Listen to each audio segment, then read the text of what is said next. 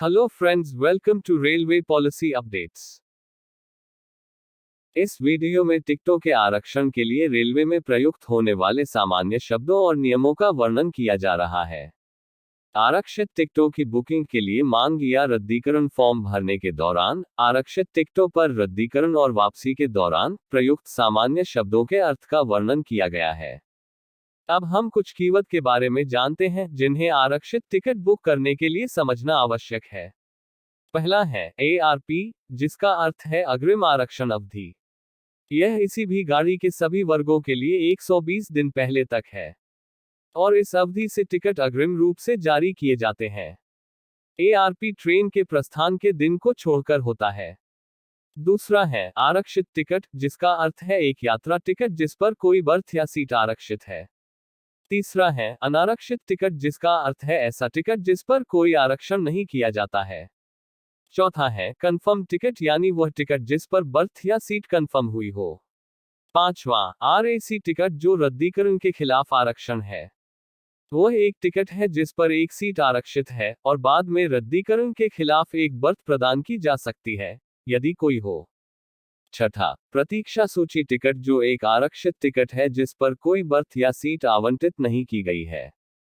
सातवां तत्काल टिकट, जो कम अग्रिम आरक्षण अवधि वाला टिकट है एवं उन यात्रियों की आवश्यकताओं को पूरा करने के लिए जारी किया जाता है जिन्हें अल्प सूचना पर यात्रा करनी होती है।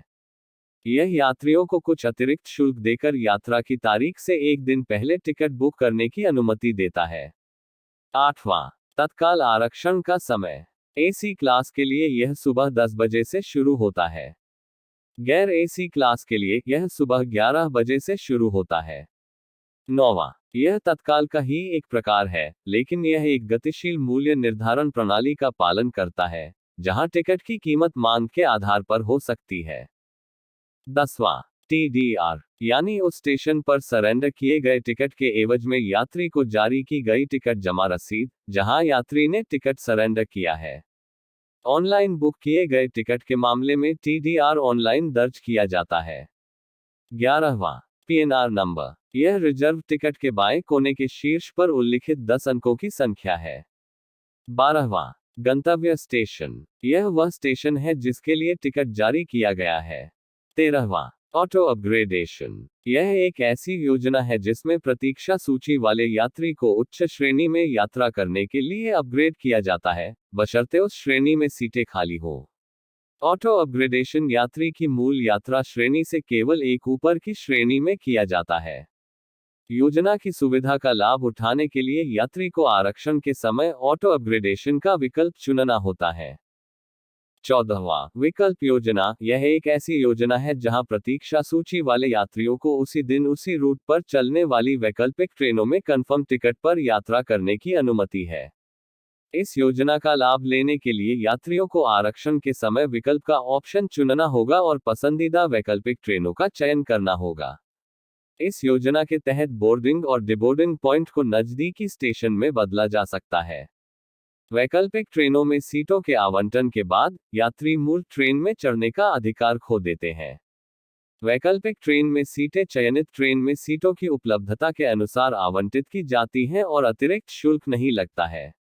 15वां रिग्रेट, इसका मतलब है कि आरक्षण की ऊपरी अनुमत सीमा तक पहुंच गई है, यानी यात्रियों को प्रतीक्षा सूची में भी टिकट बुक करने की अनुमति नहीं है। अब हम आरक्षण के क्लास अर्थात श्रेणी के बारे में जानते हैं। पहला है AC प्रथम श्रेणी। इसमें 2 बर्थ या 4 बर्थ वातानुकूलित स्लीपर डिब्बे होते हैं, जिनमें लॉक करने योग्य दरवाजे होते हैं। यह सभी स्लीपर वर्गों में सबसे महंगा है और उच्च स्तर का आराम और गोपनीयता प्रदान करता है।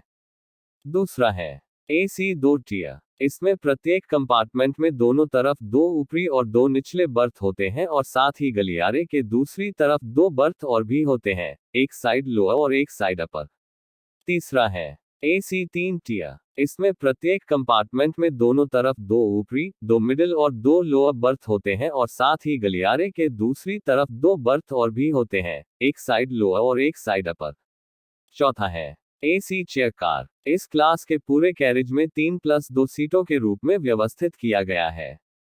सामान्यतः यह श्रेणी कम दूरी के लिए दिन के समय चलने वाली ट्रेनों में उपलब्ध होता है।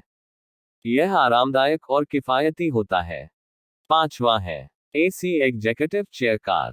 यह सबसे प्रीमियम और महंगी श्रेणी है, जिसके टिकट का किराया घरेलू उड़ान टिकट के किराए के जितना ही लगभग महंगा होता है। यह श्रेणी केवल कुछ प्रकार की एक्सप्रेस ट्रेनों जैसे तेजस एक्सप्रेस, गतिमान एक्सप्रेस और शताब्दी एक्सप्रेस पर उपलब्ध है। छठा है स्लीपर क्लास। यह एसी 3 टियर के समान संरचना के साथ गैर वातानुकूलित क्लास होता है। सातवां है प्रथम श्रेणी। यह एसी प्रथम श्रेणी के समान संरचना के साथ गैर वातानुकूलित क्लास है।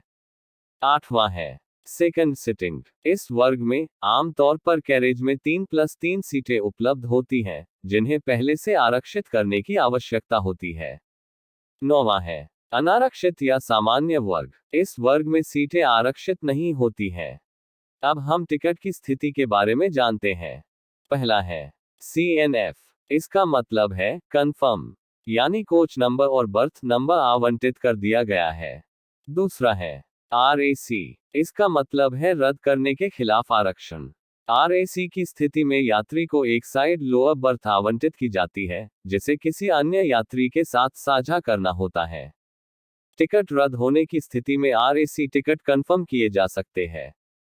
तीसरा है GNWL। इसका मतलब है जनरल वेट लिस्ट अर्थात सामान्य प्रतीक्षा सूची। यदि कंफर्म टिकट उपलब्ध नहीं है और टिकट मूल स्टेशन या मूल स्टेशन के नजदीक किसी स्टेशन से जारी किए जाते हैं, तो GNWL स्थिति वाले टिकट जेनरेट होते हैं। इसे कंफर्म होने की उच्चतम संभावना होती है। चौथा है RLWL। इसका मतलब है रिमोट लोकेशन वेट लिस्ट अर्थात दूरस्थ स्थान प्रतीक्षा सूची। यदि कंफर्म टिकट उपलब्ध नहीं है और टिकट इंटरमीडिएट स्टेशन से जारी हो, तो RLWL स्थिति वाले टिकट जारी होते हैं। GNWL की तुलना में इसे कंफर्म होने की संभावना कम है। पांचवा PQWL। इसका मतलब है पूल्ड कोटा वेट लिस्ट। यदि कंफर्म टिकट उपलब्ध नहीं है और इंटरमीडिएट स्टेशन से इंटरमीडिएट स्टेशन के लिए टिकट जारी किए जाते हैं, तो PQWL स्थिति वाले टिकट जारी होते हैं। इसके कंफर्म होने की संभावना अपेक्षाकृत कम होती है। आरक्षण के सामान्य नियम। पहला है मांग प्रपत्र या टिकट पर अधिकतम 6 यात्रियों को ही बुक किया जा सकता है। दूसरा है 5 साल से कम उम्र के बच्चे को मुफ्त में ले जाया जा सकता है और इसके लिए किसी भी टिकट के खरीद की आवश्यकता नहीं है। लेकिन अगर स्वैच्छिक आधार पर बर्थ मांगी जाती है तो पूरा वयस्क किराया लिया जाएगा। तीसरा है 5 वर्ष से 12 वर्ष से कम आयु के बच्चों के लिए यदि बर्थ मांगा जाता है तो पूर्ण वयस्क का टिकट शुल्क लिया जाएगा। लेकिन यदि बर्थ की मांग नहीं की जाती है, तो लागू वयस्क किराए का आधा शुल्क लिया जाएगा। इस मामले में प्रभार की न्यूनतम दूरी लागू नहीं होगी। चौथा है 5 वर्ष से 12 वर्ष से कम आयु के बच्चों के लिए आरक्षित सिटिंग श्रेणी जैसे चेयर कार इत्यादि में यात्रा करने पर पूर्ण वयस्क किराया लिया जाएगा।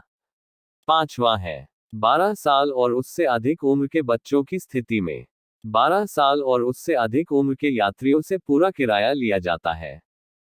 छठा है वरिष्ठ नागरिक। न्यूनतम 60 वर्ष की आयु के पुरुष यात्रियों को वरिष्ठ नागरिक माना जाता है। पुरुष वरिष्ठ नागरिक यात्री के लिए आरक्षण पर मूल किराए का 40% रियायत दिया जाता है। न्यूनतम 58 वर्ष की महिला यात्रियों को वरिष्ठ नागरिक माना जाता है। महिला वरिष्ठ नागरिक यात्री के लिए आरक्षण पर मूल किराए का 50% रियायत दिया जाता है। वरिष्ठ नागरिकों के लिए रियायती आरक्षित टिकट लेने के लिए बुकिंग के समय किसी आयु प्रमाण प्रस्तुत करने की आवश्यकता नहीं है, लेकिन यात्रा के दौरान टिकट चेकिंग स्टाफ द्वारा मांग किए जाने पर निर्धारित पहचान पत्र प्रस्तुत करना होगा। सातवां है यात्री का न आना या ट्रेन में यात्री का देर से आना। यदि कोई यात्री जिसके लिए बर्थ या सीट आरक्षित की गई है और ट्रेन के प्रस्थान के 10 मिनट के भीतर नहीं आता है, तो रेल प्रशासन उसके लिए आरक्षित बर्थ या सीट को रद्द कर सकता है और प्राथमिकता के अनुसार RAC या प्रतीक्षा सूची के यात्री को आवंटित कर सकता है। आठवां है वरिष्ठ नागरिकों और महिला यात्रियों के लिए निचली बर्थ का आरक्षण कोटा। आरक्षित श्रेणी वाले सभी ट्रेनों में स्लीपर, थर्ड AC और सेकंड AC के प्रत्येक कोच में वरिष्ठ नागरिकों, 45 वर्ष और उससे अधिक उम्र की महिला यात्रियों एवं गर्भवती महिलाओं के लिए। निचली बर्थ का संयुक्त आरक्षण कोटा निम्नलिखित तरीकों से निर्धारित किया है। सामान्य मेल एक्सप्रेस ट्रेन में, यदि उस क्लास का एक कोच है। स्लीपर थर्ड एसी और सेकंड एसी क्लास में क्रमशः 6, 4 और 3 लोअर बर्थ निर्धारित है। यदि उस क्लास का एक से अधिक कोच हो। स्लीपर थर्ड एसी और सेकंड एसी क्लास में क्रमशः 7, 4 और 4 लोअर बर्थ निर्धारित है। राजधानी, दुरंतो और अन्य फुली एसी ट्रेनों में भी क्रमशः 5 और 4 लोअर बर्थ थर्ड एसी और सेकंड एसी क्लास में निर्धारित है। गर्भवती महिला को लोअर बर्थ कोटा का लाभ लेने के लिए टिकट बुकिंग के समय किसी पंजीकृत डॉक्टर द्वारा जारी प्रेगनेंसी प्रमाण पत्र प्रस्तुत करना अनिवार्य है। कुछ अन्य महत्वपूर्ण तथ्य। पहला है सोने का समय। स्लीपर अकोमोडेशन वाले रिजर्व कोच में आरक्षित बर्थ वाले यात्रियों को 22 बजे से 6 बजे के बीच सोने के लिए बर्थ प्रदान किया जाता है। दूसरा है साइड लोअर बर्थ पर आरएसी टिकट बुक होने पर साइड अपर बर्थ का यात्री भी संबंधित लोअर बर्थ पर बैठ सकता है। तीसरा, साइड अपर या मिडिल बर्थ पर बुक किया गया व्यक्ति 22 बजे से 6 बजे के बीच निचले बर्थ पर सीट का दावा नहीं कर सकता है। वीडियो देखने के लिए धन्यवाद।